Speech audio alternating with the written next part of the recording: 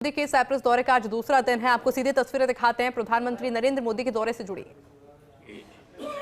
सभी पहलुओं पर व्यापक चर्चा की।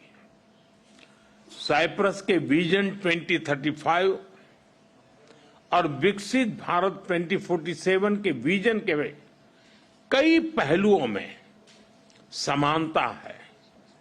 इसलिए हम साथ मिलकर भविष्य को आकार देंगे। अपनी साझेदारी को स्ट्रैटेजिक दिशा देने के लिए हम अगले 5 वर्षों के लिए एक ठोस रोडमैप बनाएंगे।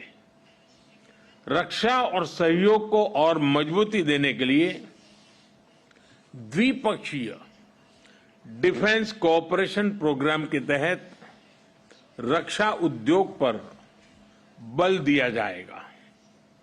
साइबर और मैरीटाइम सिक्योरिटी पर अलग से डायलॉग शुरू किया जाएगा। क्रॉस बॉर्डर टेररिज्म के विरुद्ध भारत की लड़ाई में साइप्रस के सतत समर्थन के लिए हम बहुत बहुत आभारी हैं। आतंकवाद, ड्रग्स और आर्म्स की तस्करी की रोकथाम के लिए हमारी एजेंसीज के बीच रियल टाइम इंफॉर्मेशन एक्सचेंज का मैकेनिज्म तैयार किया जाएगा। हम दोनों सहमत हैं कि हमारे आपसी व्यापार और निवेश में बहुत पोटेंशियल है। कल राष्ट्रपति जी के साथ मैंने दोनों देशों के आर्थिक संबंधों को लेकर बिजनेस जगत में एक उत्साह और सिनर्जी को महसूस किया। हम एक पारस्परिक लाभकारी भारत और ईयू फ्री ट्रेड एग्रीमेंट को साल के अंत तक संपन्न करने के लिए काम कर रहे हैं। इस साल भारत, साइप्रस और ग्रीस बिजनेस और इन्वेस्टमेंट काउंसिल भी लॉन्च किया गया है।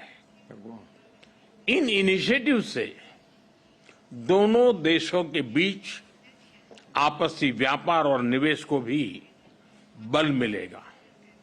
Technology, innovation, health, agriculture, renewable energy, climate justice जैसे क्षेत्रों में आपसी सहयोग पर भी विस्तार से बात हुई है। साइप्रस में योग और आयुर्वेद के प्रसार को देखकर हम उत्साहित हैं। भारतीय टूरिस्ट के लिए भी साइप्रस एक पसंदीदा डेस्टिनेशन है। उनके लिए डायरेक्ट एयर कनेक्टिविटी बनाने पर जोर दिया जाएगा।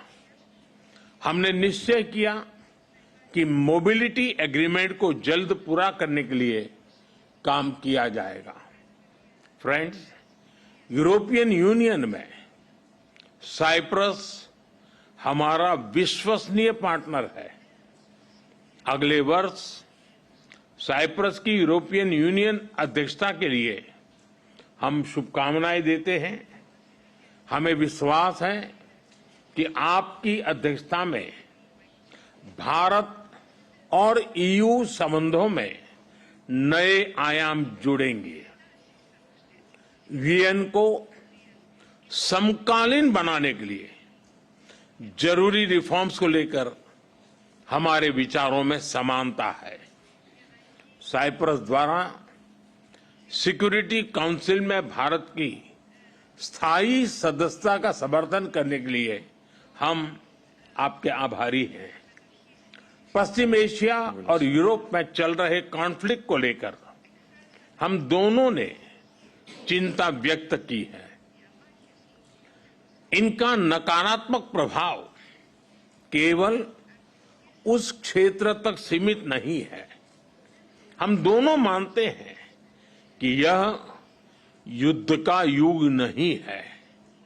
संवाद से समाधान और स्थिरता की बहाली ये मानवता की पुकार है। मेडिटरेनियन क्षेत्र के साथ कनेक्टिविटी बढ़ाने पर भी हमने बात की। हम सहमत है कि India middle east Europe economic corridor से क्षेत्र में शांति और समृद्धि